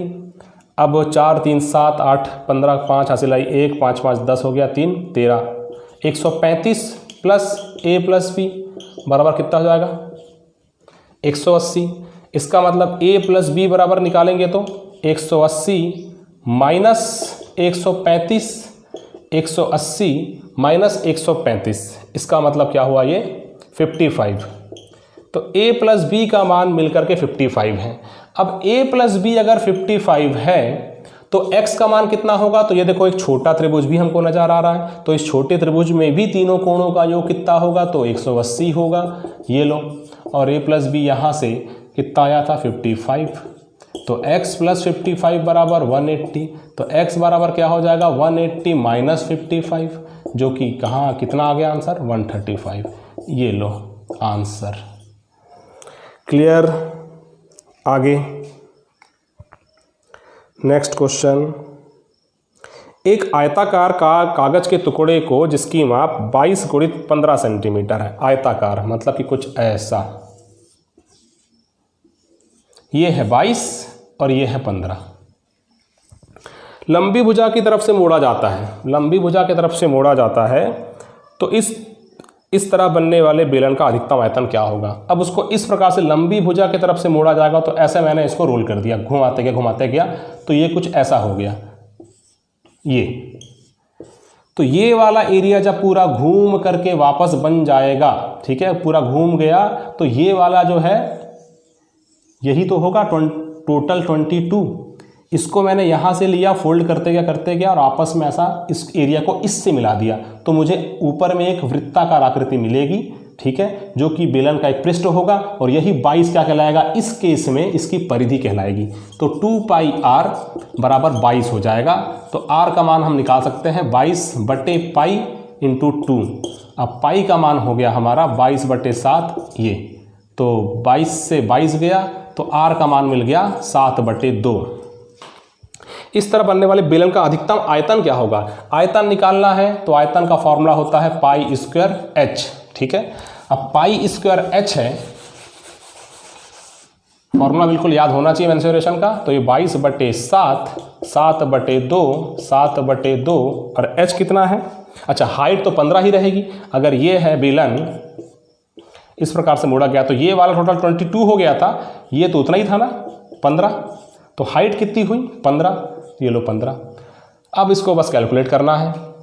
7 से 7 गया, 2 से 11 गया, 15 7 105 और 105 का गुणा 11 से करना है। 11 से गुणा करने की एक ट्रिक होती है, तो 105 गुणित 11, 11 से कोई भी संख्या मल्टीप्लाई करोगे, पहला अंक लिखो, अंतिम अंक लिखो, जोड़ते जाओ, 5 और 0 5, 0 और 1 1 और लास्ट में था 1 था जो मैंने पहले ही उतार दिया था। डिवाइड करना है 2 से, डिवाइड बाय 2, तो डिवाइड कर दो, 2 11 55, 2 पंचे 10, 1 बचा, 2 सत्ते 14, 1 बचा, 2 सत्ते 14, 1 बचा, 577 1/2, सही 1/2। ये आपका ऑप्शन नंबर बी में नज़र आएगा। हमारी जो इसकी जो यूनिट है वो सेंटीमीटर, क्यूब सेंटीमीटर है। क्लियर है। चलिए अब और कोई क्वेश्चन, एक क्वेश्चन और लेता हूँ, बाकी का जो क्वेश्चन है फिर मैं नेक्स्ट क्लास में लूँगा। टाइम एंड वर्क से एक बहुत ही शानदार क्वेश्चन, इम्पोर्टेंट क्वेश्चन, उसको देख लेते हैं। क्या है, यदि 7 पुरुष या 8 महिलाएं या 10 बच्चे एक काम को 24 दिनों में पूर्ण करते हैं, प्रत्येक दिन 9 घंटे काम करके, तो 4 महिलाएं एवं 5 बच्चों के साथ कितने पुरुष प्रत्येक दिन 6 घंटे काम करते हुए 18 दिनों में पूर्ण करेंगे इसी काम को। देखिए सबसे पहला काम क्या है, 7 पुरुष या 8 महिलाएं, 7 पुरुष या 8 महिलाएं या 10 बच्चे एक काम को 24 दिनों में पूर्ण करते हैं। 24 दिन ये भी, सबके सब 24 दिन ये भी, 24 दिन ये भी, और प्रत्येक दिन 9 घंटे, तो 9 घंटे 9 घंटे 9 घंटे। वैसे तो सबको सिंप्लीफाई करेंगे। अब या लिखा है कि 7 पुरुष 24 घंटे 24 दिन काम करता है, प्रत्येक दिन 9 घंटे काम करता है। सेम टू सेम वहाँ पर 8 महिलाएं काम करती है, 24 दिन काम करती है, 9 घंटे काम करती है। सेम टू सेम जो बच्चे हैं, 10 बच्चे आते हैं काम करने के लिए और 24 दिन वो भी काम करते हैं, वो भी प्रत्येक दिन 9-9 घंटे काम करते हैं। तो ये हमको आपस में इक्वल करना पड़ता है। इक्वल करने के बाद पहला टारगेट होता है हमें मैन, वुमेन और चाइल्ड, इसका रेशियो निकालना। वही रेशियो क्या डिनोट करेगा, इफ़िशियंसी को। जिन्होंने टाइम एंड वर्क पढ़ा है मुझसे, उनको ये सब जो मैं बोल रहा हूँ समझ में आ रहा होगा कि अगर हम कभी भी एक लाइन में मैंने ये लिखा, इसका मतलब क्या है, मेरा टारगेट क्या है, इफ़िशियंसी। इफ़िशियंसी एक बार निकाल लिया तो क्वेश्चन में कुछ नहीं बचता। चलिए निकालते हैं। पहला काम तो इसको चुपचाप बोलो कि अब तुम्हारा काम नहीं है, इसको साइड करो। और कुछ और कर सकता है क्या, नहीं। 7 दिख गया मतलब है कुछ नहीं कटेगा यहाँ, अगर 8 और 10 है तो 7m = 8w = 10c। अब ये कोई रेशियो थोड़ी हुआ, रेशियो मतलब अगर हम इसके डिनोमिनेटर में लिखें तब बात समझ में आती। तो 7, 8 और 10 का निकालो एलसीएम। तो एलसीएम निकाल लेते हैं। 7, 8 और 10, इसका एलसीएम निकालो। 2 4 × 5 × अब तो सबके सब ऐसे नंबर हो गए कि बिल्कुल मल्टीप्लाई करके ही एलसीएम निकालना पड़ेगा। 5 के 20 7 20 सत्ते तो 140 दूनी 280, ठीक है ना। हाँ, तो 280 से सबको डिवाइड करो।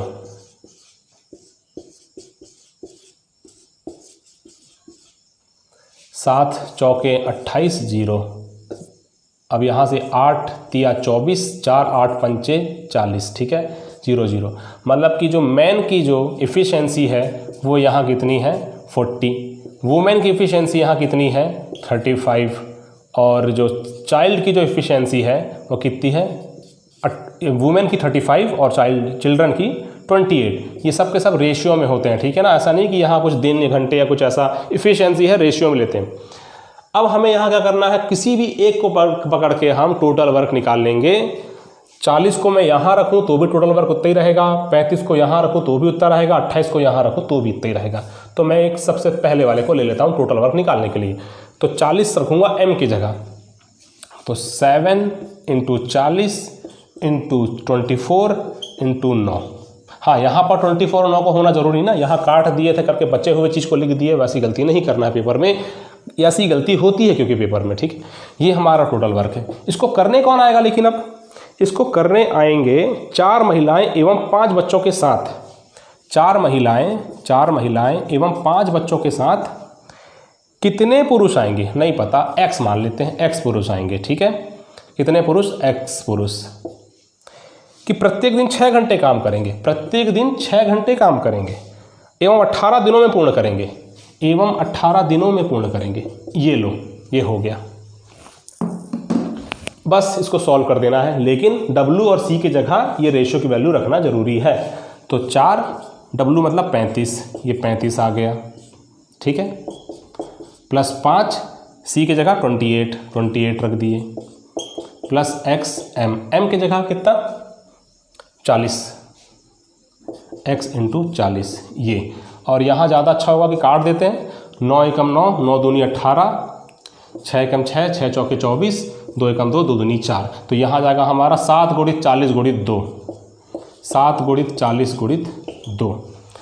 35 चौके 5 दूनी 70, 70 दूनी 140, 140, 28 पंचे 20 पंचे 100, 8 पंचे 40, 100 100 140, ये भी 140 हो गया। और ये 40x, यहाँ से 40 दूनी 80, 8 7 108, 56, 560, 14 दूनी 28, 280, 280 इधर जाएगा तो 560 माइनस 280, और ये 40x है तो 40 डिवाइड हो जाएगा, x की वैल्यू तन मिल जाएगी हमें। तो 560 में 280 गया तो 280 बचेगा, 280, और ये 0 से 0 गया, 4 7 28, x बराबर 7। तो हमारा क्वेश्चन क्या था कि कितने पुरुष, तो यहाँ 7 पुरुष, तो 7 पुरुष आएंगे किनके साथ, 4 महिलाएं एवं 5 बच्चों के साथ, जो कि 6 घंटे काम करेंगे प्रत्येक दिन, और वो दिन कितने होंगे 18। तो इसका है आपके स्क्रीन पर नज़र आ रहा होगा, क्या है, एक लकड़ी के बंद डिब्बे के बाहरी माप 45 सेंटीमीटर × 32 सेंटीमीटर × 28 सेंटीमीटर है। यदि डिब्बा 1 सेंटीमीटर चौड़ी लकड़ी से बना है तो उस लकड़ी के डिब्बे की क्षमता क्या होगी। देखिए, अब एक घनाभ है, उसको अगर मुझे ड्रॉ करना है तो मैं 2D फॉर्म में इस प्रकार से ड्रॉ करता हूँ, ठीक है। अब ये घनाभ जो है आयत जैसे दिख तो रहा है, लेकिन ये है 3D में होता है घनाभ। अगर मैं इसको 2D रूप में लेके आऊँ तो कुछ इस प्रकार से नज़र आएगा, जहाँ पर इसका जो बाहरी आवरण है ये 1 सेंटीमीटर का बना हुआ है, चारों तरफ से घिरा हुआ 1 सेंटीमीटर का। ये हमको अपने कैलकुलेशन से क्या है हटाना पड़ेगा, क्योंकि जब क्षमता हम निकालेंगे तब क्षमता इसकी थोड़ी होगी, ठीक है। तो पहले तो देखते हैं कि इसकी टोटल इस लकड़ी के आवरण को साथ में लेकर के लंबाई कितनी है, तो ये है 45 सेंटीमीटर। उसी प्रकार ये है 32 सेंटीमीटर। अब यहाँ पर मैं इसकी गहराई को बता नहीं सकता, ठीक है, मतलब कहने का मतलब हाइट को बता नहीं सकता, इस वाइट बोर्ड में ड्रॉ करते नहीं बनेगा, तो मैं यहाँ लिख देता हूँ ये 28 सेंटीमीटर है। L कितना है तो 45 है, B कितना है तो 32 है। अब ध्यान से देखिए, इसकी क्षमता निकालना है। घनाभ वॉल्यूम ऑफ क्यूबॉइड क्या होता है, LBH होता है, LBH लेकिन यहाँ पर क्या मुझे इस लकड़ी के आवरण को भी अपने कैलकुलेशन में शामिल करने की ज़रूरत है क्या? बिल्कुल नहीं है। तो मैं क्या करूँगा, 1-1 सेंटीमीटर का ये लकड़ी का एक आवरण लगा हुआ है, तो 1 सेंटीमीटर यहाँ से माइनस करूँगा, 1 सेंटीमीटर यहाँ से माइनस करूँगा। तो पहले 45 था, 1 और 1 2 सेंटीमीटर माइनस हो गया। तो अब लंबाई मुझे कितना लेना पड़ेगा? तो 45 माइनस 2 मतलब कि 43।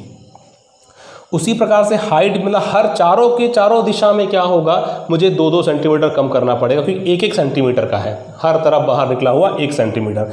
तो ये 28 ना होकर कितना हो जाएगा, 26 हो जाएगा। ये 32 ना होकर कितना हो जाएगा, 30 हो जाएगा। तो LBH कितना निकल जाएगा, 43 × 30 × 26। बस इसको मल्टीप्लाई कर लेना है आपस में और आंसर आ जाएगा। तो 26 तिया 20 तिया 60, 6 तिया 18, 7 18 78 मतलब 780।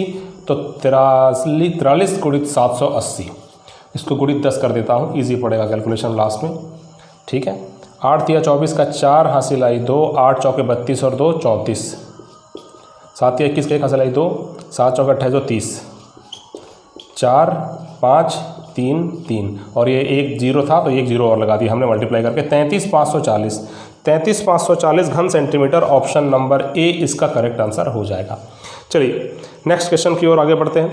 यदि किसी बेलन की त्रिज्या दुगनी कर दी जाए और अगर त्रिज्या दुगनी कर दी जाए तो उसकी ऊंचाई में क्या परिवर्तन होगा कि यदि उसकी आयतन में कोई परिवर्तन ना हो। मतलब कि क्या है, यदि किसी बेलन की त्रिज्या दुगनी कर दी जाए तो उसका बेलन का आयतन, पहले बेलन का आयतन क्या था, फिर बाद में बेलन का आयतन क्या हुआ, वो देखना पड़ेगा। बेलन का आयतन होता है πr²h। ठीक है, मेंसुरेशन के फॉर्मूले, सिर्फ फॉर्मूले बेस्ड क्वेश्चन आते हैं सीजी व्यापम में, जैसा कि कई वर्षों से देखा जा रहा है। तो मेंसुरेशन 3D हो या 2D हो, फॉर्मूला अच्छे से करना ही है। ठीक है, अब अगर मैंने बेलन का आयतन नया बेलन का आयतन देखता हूँ, दूसरा वाला, ठीक है ना,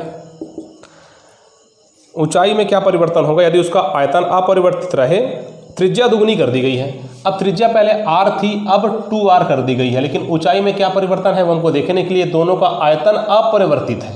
आयतन अपरिवर्तित है, दोनों को इक्वल करना पड़ेगा। πr²h ये होना चाहिए पाई, इसका 2 दूनी 4 और ये r² और ये h। देखो πr²h ये तो ठीक है। अगर मैं ऊंचाई को 1/4 कर दूं तब जाकर 4 और 4 कट जाएगा और इसका आयतन क्या हो जाएगा, बिल्कुल बराबर, जैसा क्वेश्चन में कहा गया है। मतलब ऊंचाई को क्या करना पड़ेगा, 1/4 करना पड़ेगा। 1/4 कर देने का मतलब क्या है, 25% कर देना। तो प्रारंभिक ऊंचाई का हम 25% लेंगे। 1/4 का मतलब क्या होता है, परसेंटेज वैल्यू 25%। तब क्या होगा, आयतन अपरिवर्तित होगा। इस हिसाब से हमारा जो आंसर है वो ऑप्शन नंबर ए इस क्वेश्चन का करेक्ट आंसर हो जाएगा। ठीक है ना, सिंपल सा क्वेश्चन। आगे, एक घासलेट टिन का 3/5 भाग भरा हुआ है। नेक्स्ट क्वेश्चन लेते हैं। एक घासलेट टिन का 3/5 भाग भरा हुआ है। यदि इसमें 6 बोतल तेल निकाला गया तथा 3 बोतल तेल पुनः डाला गया। 3/5 भरा हुआ है, इसमें से 6 बोतल निकाल लिए तो माइनस कर दिए और 3 बोतल फिर मिला दिए तो प्लस कर दिए, तो टिन आधा भर जाता है, तो ये 1/2 हो जाता है। तो टिन की क्षमता क्या होगी, देखिए -6 + 3 मतलब कि -3 और ये 3/5 = 1/2, तो इसको सीधे या फिर 3/5 - 1/2 = 3 भी ऐसा कर लो। 5 दूनी 10, 3 दूनी 6, 5 एकम 5, 3b 1/10 बराबर 3b। b का मान क्या हो गया, 1/30। इसका मतलब क्या हुआ, एक बोतल जो है वो टिन के 1/30वें हिस्से को भरती है। टोटल कितनी बोतलें लगेगी उस पूरे टिन को भरने के लिए, तो टोटल 30 बोतल लगेगी। तो 30 बोतल इस क्वेश्चन का आंसर आ जाएगा। ऑप्शन नंबर डी इस क्वेश्चन का करेक्ट आंसर हो जाएगा। ए तथा बी की आय का अनुपात 3:2 है तथा खर्च का अनुपात 5:3 है। यदि दोनों 200 रुपये की बचत करते हैं तो ए की आय क्या है। इनकम का रेशियो देखो, इनकम का रेशियो है 3:2। तो इसको x मान लेते हैं। खर्च का अनुपात दिया है और दोनों 200 रुपये की बचत करते हैं। सेविंग कितनी है, ये भी 200 रुपये बचाता है, ये भी 200 रुपये बचाता है। अब एक्सपेंडिचर, जो खर्च किए हैं उसका अनुपात है 5:3। देखिए होता क्या है, अगर हम निकालते हैं इनकम इक्वल टू हमने कितना खर्च किया और कितना बचाया, मतलब कि सेविंग। हमने कितना खर्च किया और कितना बचाया। अगर मान लो मैंने 100 रुपये कमाया तो 80 रुपये खर्च कर दिया, इसका मतलब मैंने कितना बचाया, तो 20 रुपये कमाया, 20 रुपये बचाया, ये होता है। अगर मेरे पास यहाँ इनकम दिया है कितना, इनकम का रेशियो था 3:2, इसका मतलब 3x, ठीक है। और अगर मुझे 5 एक्सपेंडिचर के टर्म में निकालना चाहता हूँ तो माइनस सेविंग करना पड़ेगा। इसको एक प्रकार से ऐसा बोल सकता हूँ कि income minus saving equal to expenditure. Income कितना है 3x, सेविंग में कितना करता हूँ 200 रुपये सेविंग करता हूँ, तो ये हो गया ए का एक्सपेंडिचर, ठीक है। ये ए का एक्सपेंडिचर हो गया, ए का खर्चा हो गया, ये इतना ए का है। उसी प्रकार से बी का निकालूंगा तो 2x माइनस ये भी 200 रुपये बचाता है, इसका मतलब ये है कि ये हो गया बी का एक्सपेंडिचर, ठीक। चलिए अब एक्सपेंडिचर का जो था रेशियो 5:3 दिया है, इसका मतलब 3x माइनस 200 और 2x माइनस 200, इसका जो रेशियो है किसके बराबर हो जाएगा, 5:3 के, 5:3 के। बस इसको सॉल्व कर देना है तो ये हो जाएगा 3 तिया 9x, 3 दूनी 6, 600, 5 दूनी 10x और 5 दूनी 10। अब 10x में से 9x घटा दो और यहाँ पर माइनस 600, तो ये प्लस 1000, तो ये हो जाएगा 400 और ये हो गया x। तो x का मान यहाँ कितना आ गया है, 400 आ गया है। हमें निकालना क्या था, ए का आय, ए की आय, इनकम ए की आय है 3x, x का मान है 400 जो हमने निकाले हैं, तो 3x बराबर कितना आ जाएगा, 3 × 400 मतलब कि 1200 रुपये, यही है हमारा आंसर। एक आयत जिसकी लंबाई, हाँ लेकिन आने वाले समय का हमें नहीं पता पेपर कैसा आएगा, ज़्यादा चांसेस है कि इजी टू मॉडरेट होने वाला है, ठीक है। एक आयत जिसकी लंबाई 35 सेंटीमीटर है। अच्छा ये डायग्राम इस प्रकार से है कुछ, ये एक वृत्त यहाँ से अर्धवृत्त निकला, एक अर्धवृत्त यहाँ से निकला और ये आयत, ठीक है, ये लगभग एक आयत जैसा है। तो ये है 35 सेंटीमीटर इसकी लंबाई और यहाँ से यहाँ तक का दिया है 28 सेंटीमीटर। तो हमें निकालना क्या है, रेखांकित भाग का क्षेत्रफल, मतलब ये वाला जो रेखांकित भाग है, ये शेडेड एरिया जो है, हमें इसका जो एरिया निकालना है। तो क्या करता हूँ, आयत का क्षेत्रफल निकालता हूँ और इतने को माइनस कर देता हूँ, तो मुझे मिल जाएगा ये रेखांकित भाग का क्षेत्रफल। तो आयत का क्षेत्रफल क्या हो जाएगा, लंबाई गुणित चौड़ाई, 35 × 28, ठीक है। अब इसमें से मैं माइनस क्या करूँगा, इसमें से इस पूरे आयत के क्षेत्रफल में से मैं माइनस करूंगा ये वाला अर्धवृत्त, ये वाला अर्धवृत्त, दो अर्धवृत्त मिलकर के पूरा का पूरा एक वृत्त का निर्माण करेंगे। अब वृत्त का क्षेत्रफल माइनस करना पड़ेगा यहाँ से, तो वृत्त का क्षेत्रफल होता है πr²। अब r का मान कैसे निकालें, अगर ध्यान से देखें ये 28 है, तो यहाँ कहीं केंद्र हम एज्यूम करते हैं, तो ये 28 यहाँ से यहाँ तक का है, तो त्रिज्या कितनी हो जाएगी 14 सेंटीमीटर। तो r का मान मुझे यहाँ मिल गया 14 सेंटीमीटर, 14 × 14। ये पाई का मान भी हम रख देते हैं 22/7। बस इसको सॉल्व कर लेना है, आंसर आ जाएगा। तो सॉल्व कर ही लेते हैं। 8 × 5 = 40 का 0 वहाँ से ले 4, 8 × 24 और 4 = 28 का 8 और 35 × 70, तो ये हो जाएगा 0 और ये 8 और 7 और 2 9, तो यहाँ पर आएगा 980, ठीक है। इसमें से माइनस क्या करना है, 7 दूनी 14, 14 दूनी 28, तो 22 × 28। तो 22 × 28 को मैं ऐसा करता हूँ 11 दूनी 22 कर देता हूँ, तो 28 दूनी 56 हो जाएगा ये। और अगर 11 से मल्टीप्लाई करना पड़े तो बहुत सिंपल सी बात है, 5 लिखो, 6 लिखो, 6 और 5 11 कर दो, 1 बढ़ेगा यहाँ पर। ये सब तरीके मैंने सिंप्लीफिकेशन में सिखाया है, कैलकुलेशन करने के शॉर्ट ट्रिक्स। 616 माइनस कर दो, तो 10 में 6 गया तो 4, 7 में 1 गया तो 6 और 9 में 6 गया तो 3। 364 वाला कहाँ है, ऑप्शन नंबर बी, 364 वर्ग सेंटीमीटर इस क्वेश्चन का आंसर आ जाएगा, ठीक है, ऑप्शन नंबर बी। चलिए आगे, दिए गए वृत्त में, दिए गए चित्र में वृत्त सी का क्षेत्रफल 9 पाई है।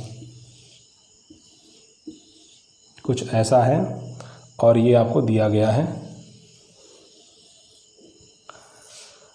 वृत्त का क्षेत्रफल 9 पाई, मतलब पाई आर स्क्वायर बराबर कितना दिया गया है, तो 9 पाई है। तो पाई से पाई गया, आर का मान कितना आ गया 3, ठीक है, 9 का अंडर रूट 3। तो त्रिज्या है यहाँ से लेके यहाँ तक 3, तो पूरा कितना हो जाएगा व्यास, तो 3 और 3 6, तो एक भुजा है 6, तो वर्ग की सभी भुजा क्या होती है बराबर, ठीक है। तो इसका क्षेत्रफल क्या हो जाएगा पी क्यू आर एस का, वर्ग का क्षेत्रफल ए स्क्वायर, मतलब कि 6 छक्के 36 मतलब ऑप्शन नंबर सी इस क्वेश्चन का करेक्ट आंसर हो जाएगा। ए तथा बी की औसत आयु 20 वर्ष है। ए तथा बी की औसत आयु 20 वर्ष है, तो ए प्लस बी बराबर 20 दूनी 40, ठीक है। सी, यदि सी ए का स्थान लेता है, यदि सी ए का स्थान लेता है, तो ए का स्थान लेगा तो ए को हटाएगा, खुद उसकी जगह आ जाएगा, तो सी प्लस बी अपॉन 2 कितना औसत आयु 19 वर्ष हो जाती है। तो ये सी प्लस बी बराबर, या फिर बी प्लस सी कर देते हैं, बी प्लस सी बराबर 19 दूनी 38 हो गया, तो एक ये हो गया, एक ये हो गया। यदि सी बी का स्थान लेता है, अगर सी बी को उठाएगा, मतलब ए प्लस सी अपॉन 2 करेंगे, तब औसत आयु 21 हो जाती है। तो ए प्लस सी बराबर 21 दूनी 42, ये हो गया। अब इन तीनों इक्वेशन को क्या करता हूँ मैं, जोड़ देता हूँ। जोड़ने से क्या होगा, ए प्लस बी, बी प्लस सी, सी प्लस ए प्लस बी, बी प्लस सी, सब के सब 2 बार आ रहे हैं, तो हमको प्राप्त हो जाएगा ए प्लस बी प्लस सी, ये सब के सब 2 बार आए, तो मैंने सामने 2 कर दिया। इसको ऐसा भी समझ सकते हैं कि A plus B, B plus C plus A देखो 2 बार आया, सी 2 बार आया, बी 2 बार आया, 2 कॉमन निकालिए, 2 ब्रैकेट में ए प्लस बी प्लस सी प्राप्त हो गया। तो हाँ, अब जोड़े हैं, लेफ्ट हैंड साइड जोड़े हैं तो राइट हैंड साइड भी जोड़ना पड़ेगा। तो 8 और 2 10 का 0, हासिल आई 1, 4 और 1 5, 3 8 4 12। तो ए प्लस बी प्लस सी, इसका मान क्या आ जाएगा 120/2, मतलब कि ये 60, तो ये हो गया 60। ए प्लस बी प्लस सी बराबर 60, तो ए बी सी की आयु निकालना है। अगर मैं ए प्लस बी प्लस सी 60 में से इक्वेशन को 1 को माइनस कर दूं, या ये कहूँ इक्वेशन 4, इक्वेशन 4 में इक्वेशन 1 माइनस कर दूंगा, तो क्या ए और बी हट जाएंगे, सी मिल जाएगा। तो ए प्लस बी प्लस सी माइनस ए प्लस बी, इतने में इतने को माइनस कर दो, तो ए प्लस बी प्लस सी माइनस कर दो ए प्लस बी, तो यहाँ से 60 में 40 माइनस हो जाएगा, ए प्लस बी कट जाएगा, बचेगा सी, तो सी आ गया 20। उसी प्रकार से अगर देखें हम इसको, तो बी प्लस सी हट जाएगा इस बार, तो ए प्लस बी प्लस सी माइनस बी प्लस सी करूँगा, तो यहाँ 60 माइनस 38, तो ये हो गया 22। बी प्लस सी तो कैंसल आउट हो जाएगा, कैसे कैंसल आउट हो जाएगा उसको भी देख लो, बी से बी गया, सी से सी गया, तो ए का मान क्या जाएगा 22। तो ए बराबर 22, आपका ऑप्शन नंबर बी नज़र आ रहा है, यही करेक्ट आंसर होगा। लेकिन हम आगे और बढ़ते हैं। उसके बाद आगे इसमें से इसको माइनस कर दो, तो ए प्लस बी प्लस सी, वैसे इतना करने की ज़रूरत नहीं है, डायरेक्टली आप देख करके माइनस कर सकते हैं, लेकिन फिर भी मैं यहाँ एक्सप्लेन कर रहा हूँ, करके एक एक चीज़ को नोट करते हुए चल रहा हूँ। 60 में से 42 माइनस कर दो, 18 आ जाएगा। तो ए प्लस बी प्लस सी, पेपर में इतना लंबा चौड़ा सॉल्व नहीं करते कि एक एक चीज़ को लिख रहे हैं, डायरेक्टली देख करके सॉल्व करना, ठीक है ना। यहाँ मैं एक्सप्लेन कर रहा हूँ, जो नए स्टूडेंट्स होंगे, जो पहली बार देख रहे होंगे, उनके लिए भी। तो बी का मान कितना हो जाएगा 18, तो ये हो गया का ए 22 18 और सी कहाँ गया, हाँ 22 18 और 20, 22 18 और 20, ऑप्शन नंबर बी इस क्वेश्चन का करेक्ट आंसर हो जाएगा, ठीक है ना। चलिए अब आगे नेक्स्ट क्वेश्चन सिंपल सा है, एक न्यूनतम संख्या जिसको कि 1018 में जोड़ने से पूर्ण वर्ग प्राप्त होता है। देखिए वर्ग और घन आप याद कर लेंगे 30 तक, ठीक है। अगर 30 तक वर्ग और घन याद हो जाएंगे तो ऐसे क्वेश्चन बहुत ही चुटकियों में सॉल्व कर सकते हैं। हमको पता है कि 1018 के आसपास कौन सी संख्या है जिसका हम अंडर रूट ले सकते हैं, 1024। तो 1024 का होता है अंडर रूट कितना, तो 32 होता है।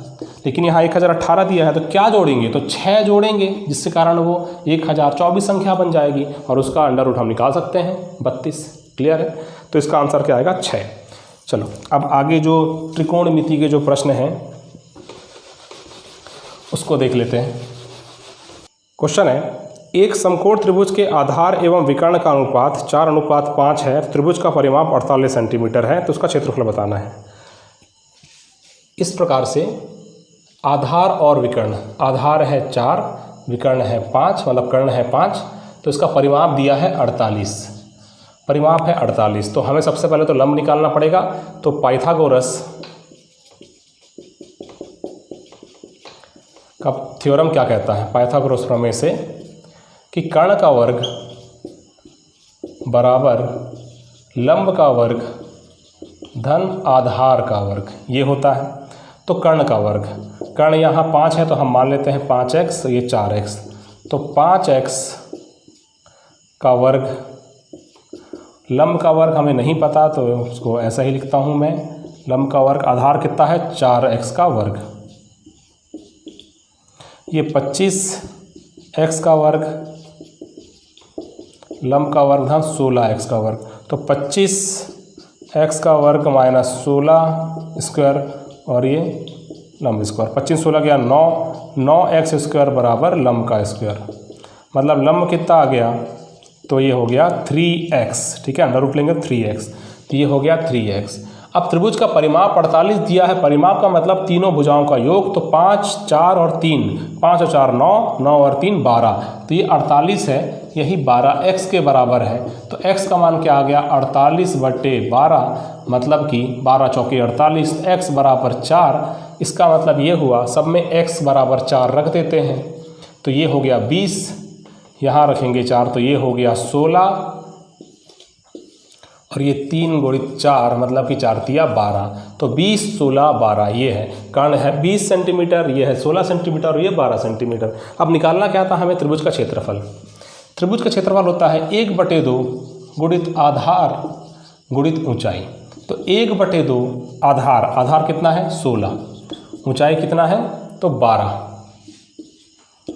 2 छक्के 12, 16 छक्के 96 वर्ग सेंटीमीटर, इस क्वेश्चन का आंसर हो जाएगा, ठीक है ना। चलिए एक क्वेश्चन और बचता है, अब देखते हैं क्लास का लास्ट क्वेश्चन। उस त्रिभुज का सबसे बड़ा कोण होगा यदि उसकी भुजाएं 7 सेंटीमीटर, 5 सेंटीमीटर और 3 सेंटीमीटर है। तो ऐसा करते हैं, सबसे बड़ी भुजा ये मैं ले लेता हूँ 7 सेंटीमीटर, ठीक है, और 5 सेंटीमीटर और 3 सेंटीमीटर। एक ले लेता हूँ मैं 3 सेंटीमीटर और ये 3 सेंटीमीटर कुछ इस प्रकार से, और ये हो गया 5 सेंटीमीटर, ठीक है। तो सबसे बड़ा कोण अगर ये 7 सेंटीमीटर है, नामकरण कर देते हैं, तो इसको दे देते हैं बी ए सी। अब सबसे बड़ा कोण निकालना है, तो यहाँ पर देखेंगे तो सबसे बड़ा एंगल, सबसे बड़ी भुजा के सामने वाला कोण सबसे ज़्यादा बड़ा होगा। अगर ये बड़ी भुजा है तो इसके सामने वाला जो एंगल होगा वह कोण सबसे बड़ा होगा। तो इसको मैं बोल देता हूँ स्मॉल सी, और इसको बोल देता हूँ स्मॉल ए, और इसको बोल देता हूँ स्मॉल बी। अब मुझे निकालना है सबसे बड़ा कोण, मतलब कि इस सबसे बड़ी भुजा के सामने वाला कोण, तो कॉस सी का मान मुझे निकालना है यहाँ पर। तो कॉस सी क्या हो जाएगा, पहली बात तो अगर कॉस सी निकाल रहा हूँ तो सी स्क्वायर माइनस होगा, किस में, बाकी के बचे 2 के स्क्वायर में से, और डिवाइड बाय क्या होगा 2ab ए स्क्वायर। अच्छा, ये वाला जो कॉस सी कॉस ए, ये वाला जो फॉर्मूला है, इसकी एक क्लास में त्रिकोणमिति की लूँगा जल्दी, बहुत जल्दी, ठीक है ना। ये वाला जो है, जो सबसे बड़ा कोण क्या होगा, ये वाला त्रिकोणमिति का एक सेक्शन बचा हुआ है, उसको मैं बहुत जल्दी अपलोड करूंगा ऐप में, ठीक है। चलिए ए स्क्वायर, ए बराबर क्या है 3, 3 का स्क्वायर 9, बी स्क्वायर, बी मतलब क्या है, कितना है तो 5, ठीक है, तो 5 पंचे 25, सी स्क्वायर मतलब कि 49 डिवाइड बाय 2 इंटू ए मतलब कि 3 और बी मतलब कि 5। इसका मतलब ये हुआ 25 और 34, 34 में से 49 गया तो कितना जाएगा -15 डिवाइड बाय 3 दूनी 6 पंचे 30, तो 15 एकम 15, 15 दूनी 30, तो -1/2। कॉस के कौन से मान में -1/2 आता है, किस डिग्री में आता है, तो 120 डिग्री, 120 अंश। कॉस 120 का मान होता है -1/2, किसके बराबर है, कॉस सी। इसका मतलब C का मान क्या हो जाएगा 120 डिग्री। 120 डिग्री हमारा आंसर हो जाएगा ऑप्शन नंबर डी इस क्वेश्चन का करेक्ट आंसर हो जाएगा। ठीक है ना। तो ये तो हुआ सॉल्यूशन। इसके बाद हम नेक्स्ट क्लास से परसेंटेज का टॉपिक लेंगे, टॉपिक वाइज हम क्वेश्चन सॉल्व करेंगे। वीडियो को अंत तक देखने के लिए धन्यवाद आपका।